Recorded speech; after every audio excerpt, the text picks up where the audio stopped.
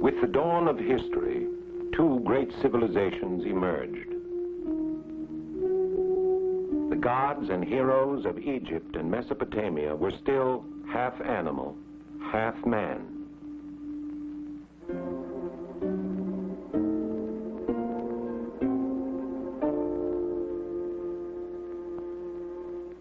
Then, about 4,000 years ago, in the fertile crescent of land which bridged these early civilizations, the idea of a single, formless, unique God gradually arose, and the drama of the Hebrew people began. The Lord said unto Abraham, Get thee out of thy country. Unto a land I will show thee, and I will make thee a great nation. And in thee shall all the families of the earth be blessed. So the tribes of Abraham departed and lived for a while in the land of Canaan. But when a time of famine descended on them, they sought refuge in Egypt. Here, at first, they were welcome. But later, when cruel rulers came to the throne, they were enslaved. After several generations, Moses led them out of bondage. On Mount Sinai, he withdrew, alone, and made a covenant with the God of his fathers.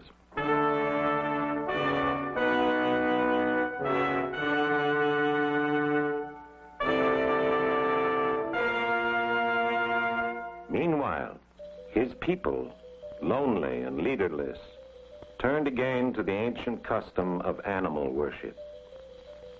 But Moses returned and rebuked them. And in the long years of their wandering, he gave the Hebrews a sacred code which was to govern their way of life and ensure their survival throughout the ages.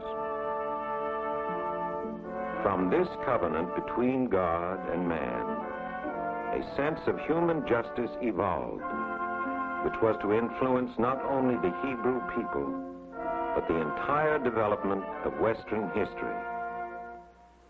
After 2 centuries of struggle, the Hebrews established themselves in the land of Canaan. Here, they chose their first kings.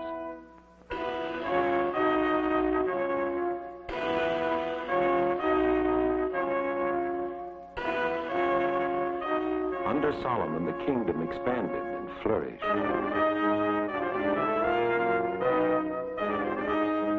A temple was built to house the Ark of the Covenant.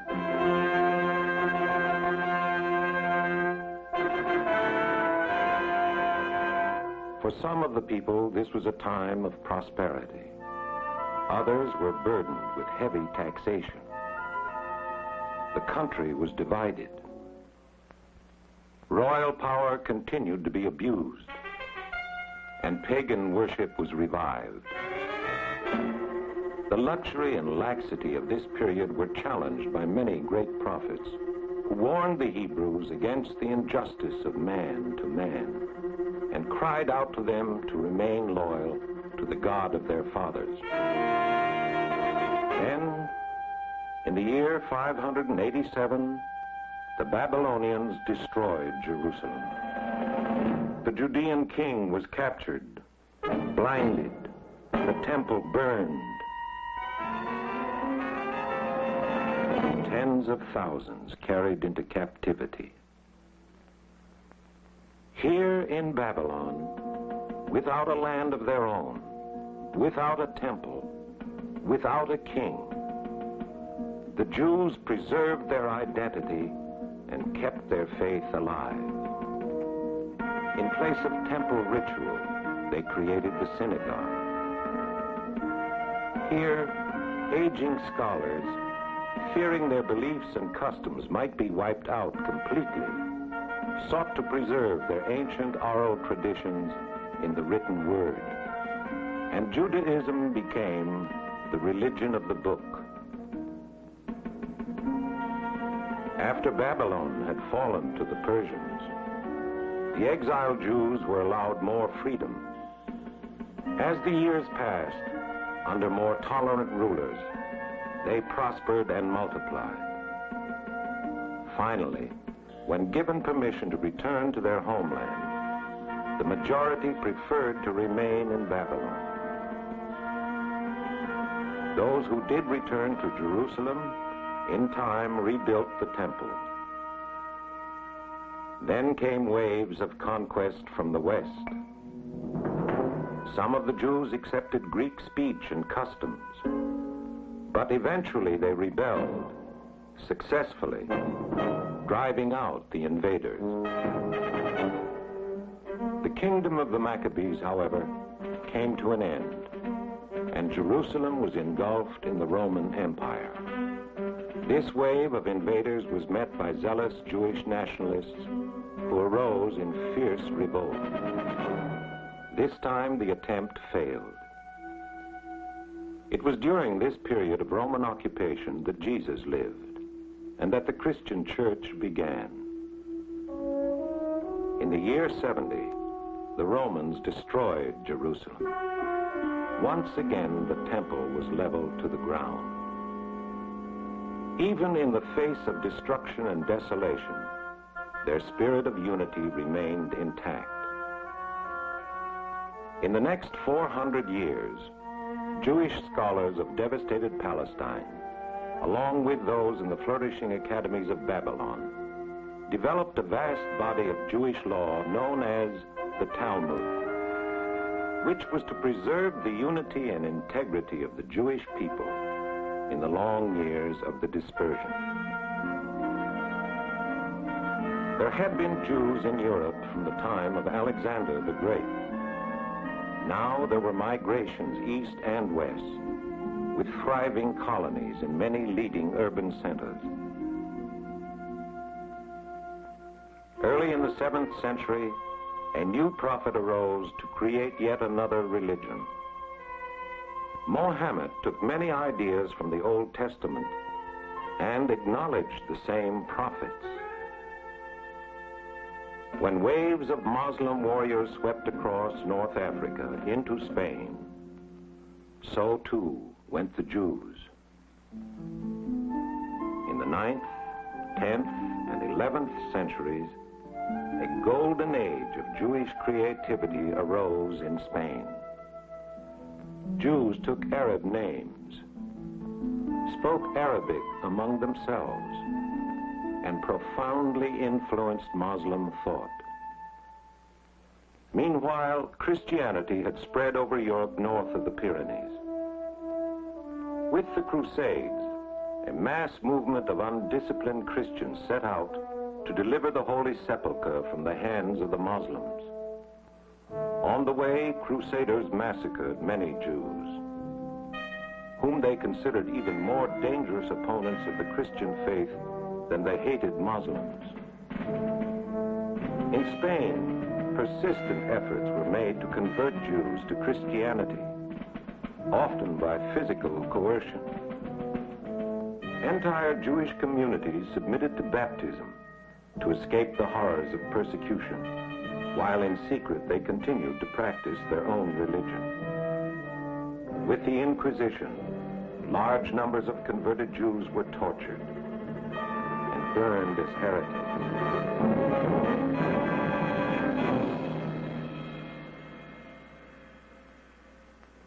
Since the sharply defined hierarchy of the feudal system denied land to any non-Christian, the Jews began to congregate in the growing medieval cities.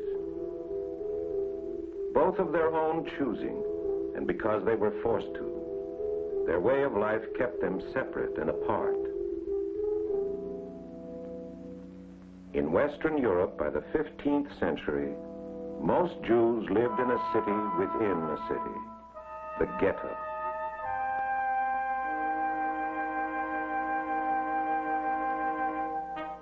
In the late 18th century, the French and American revolutions extended the ideal of human equality to all peoples. Jews of Western Europe shared in the general emancipation and rose to high posts in literature, finance, and politics. In Eastern Europe, however, the fate of the Jews fell from poverty to pogrom. Thousands in Tsarist Russia and Poland suffered incredible horrors. Over 2 million emigrated to the United States. By 1910, New York was the Jewish capital of the world.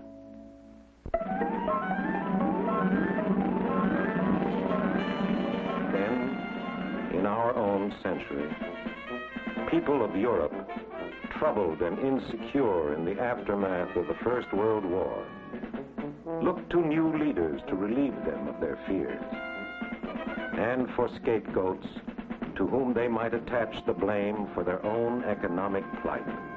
The result was a new horror and a new word: genocide. Now their spiritual longing became a question of survival as the Jews turned in desperation to their ancient homeland. Here, since the 15th century, a small population of Arabs, Jews, and Christians had lived under the rule of the Ottoman Turks. Jewish immigrants had been trickling in long before the nationalist political movement called Zionism gained impetus under Theodor Herzl.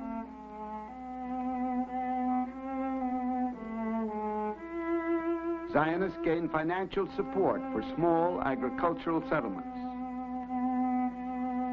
With the collapse of Turkey in 1918, Palestine came under British mandate.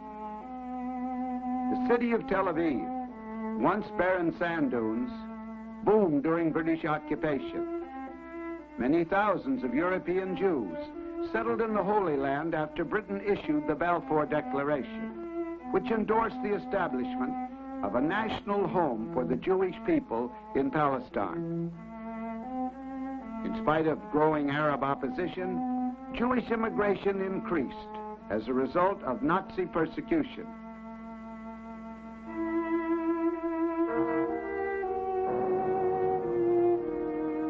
After World War II, the survivors, weak and broken, saw no hope but to live in Palestine.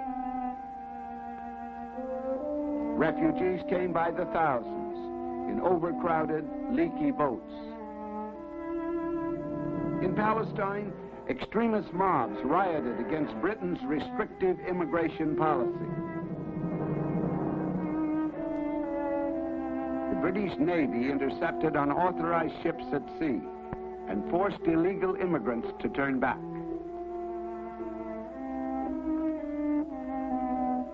On the island of Cyprus, refugees were confined in detention camps.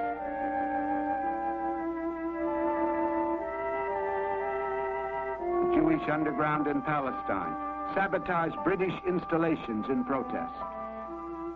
Unable to resolve the situation, Britain placed the problem in the hands of the United Nations. After months of investigation, a resolution was passed calling for the partition of Palestine into Jewish and Arab sections.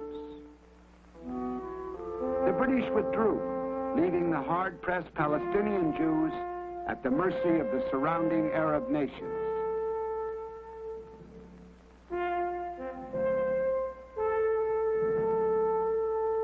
A few hours later, Ben-Gurion and the other leaders proclaimed Israel a sovereign state.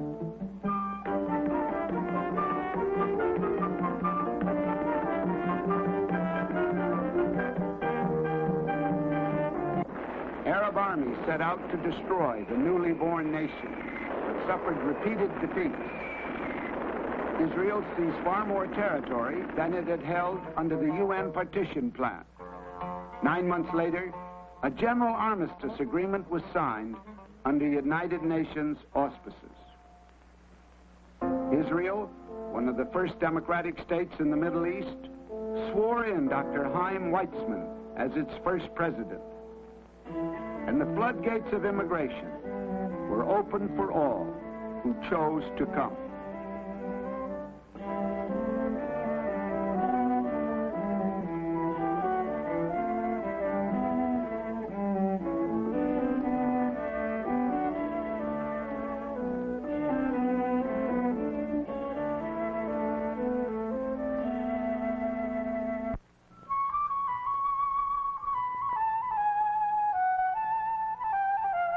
For 30 years, Israel's doors have remained open, and Jews have come by the millions. And still they come, from all over the world, for many reasons, to this land.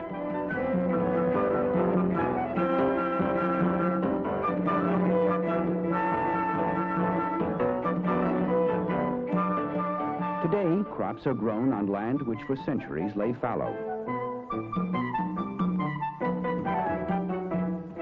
Much used to be desert. The people who lived here, mainly nomadic Bedouins, raised sheep and watched over their water holes. Water has always been a key to life throughout the Middle East. Now, after extensive research and the use of modern equipment, 3 times as much of Israel's land is farmed compared to 30 years ago. Old and new farming methods exist side by side.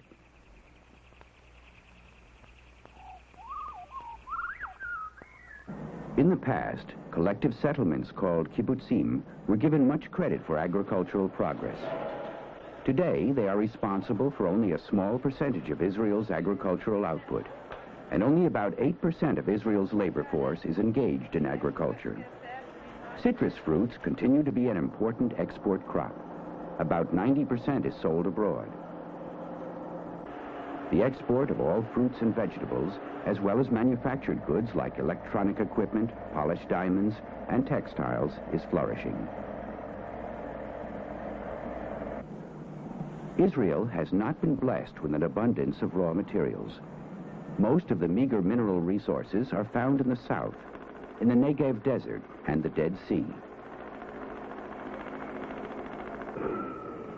Some oil has been discovered, but Israel produces only a minor portion of her needs, and the availability and price of imported oil still dramatically affect the economy.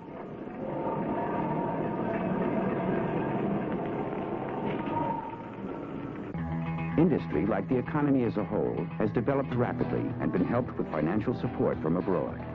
This growth was achieved despite the scarcity of raw materials and energy sources, a restricted local market and long distances from export markets, as well as a political situation in which many Middle Eastern countries can boycott Israeli goods.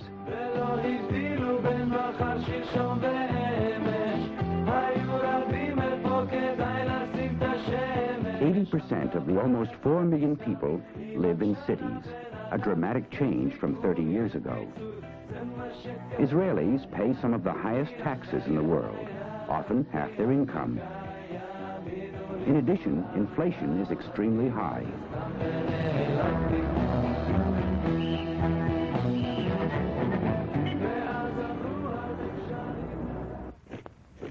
%40 of Israel's budget goes for defense. There is compulsory military service for both sexes. Single women serve 2 years and remain in the reserves until they are 34. Men, at 18, are required to serve 3 years in the Army and remain in the reserves until they are 55. They must report for a month's training every year.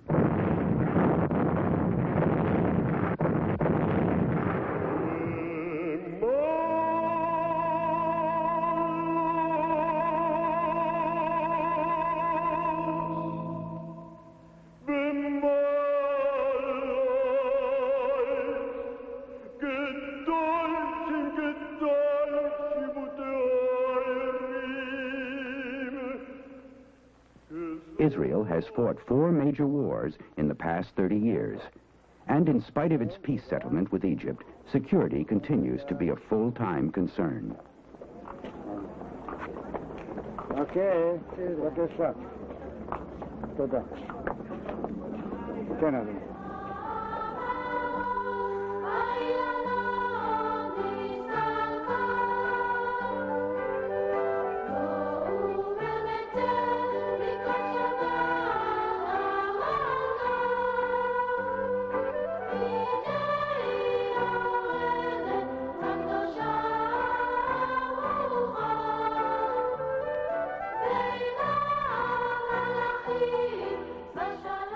Israel has a dynamic cultural life and heavily supports art programs and artists. Yigal Tumarkin, like many modern Israeli artists, has had his works displayed all over the world.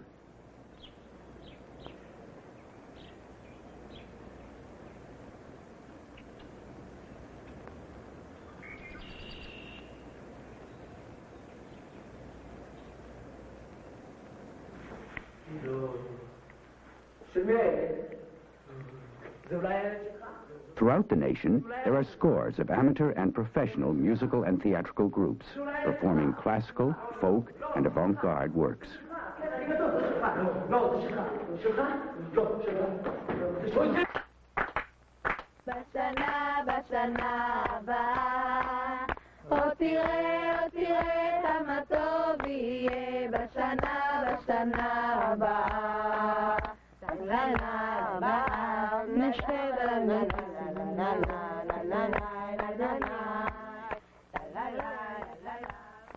Israel is special, if not sacred, to more different religious faiths than any other area in the world.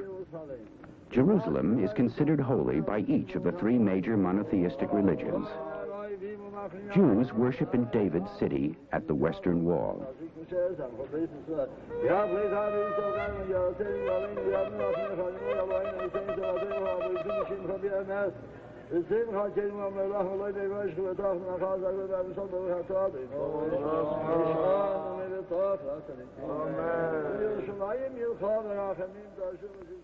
Muslims pray at the place from where Muhammad ascended to heaven.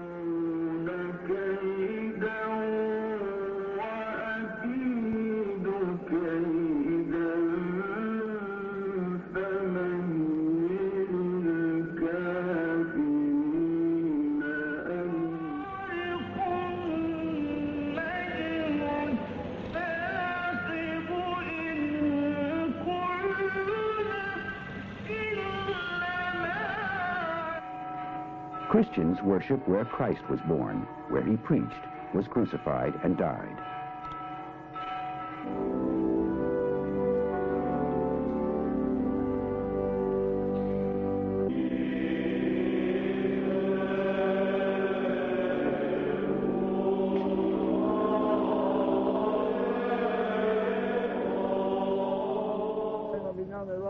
Israel's population is a rich tabloid of various ethnic groups. Jews themselves are a people of diversified backgrounds, and the problem of a so-called Second Israel exists, the successful integration of the immigrants from Asia and North Africa with the ones from Europe. An extensive social welfare system stresses preventive medicine and research. Healthcare is about the most extensive in the world. Life expectancy is now higher than in most Western nations, including the United States.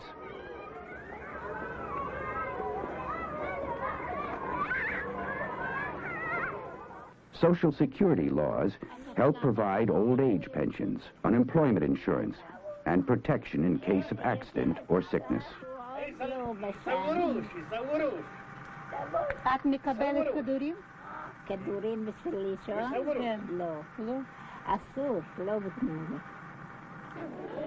The majority of Israel's non-Jewish population is Arab.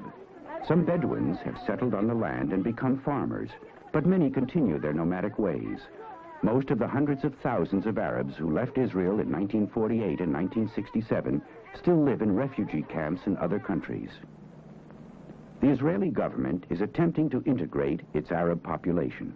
Many now attend literacy classes and enroll in other adult education courses. Education has been given highest priority in Israel, and a complete system has been built up from kindergarten to university.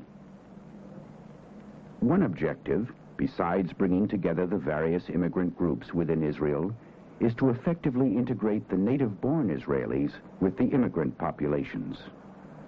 Education is free and compulsory between the ages of 5 and 15.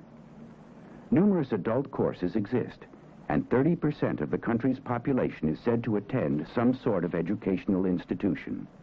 Incidentally, Israel is the only country in the world which uses the Bible as a history textbook. The Hebrew language has been revived and is now a highly polished instrument for daily speech, modern literature, scholarship, and even science. מספיק. לא בכל הכוח, כיוון שאחר כך ההברגה עלולה להישבר. כן? זהו. בהתחלה עם האצבע, ואחר כך תחזק את זה. תתפוס ממש מקסימום. עד הסוף. אבל לא בכל הכוח, כדי שהבורג לא יישבר. מה המצב אצלך, שלמה? Israel is the only true democracy in the Middle East. The Knesset, or parliament, is elected, and every citizen, male and female, over the age of 18, Jewish or not, is entitled to vote. Debates can be lively. Opinions are wide-ranging and vigorously argued.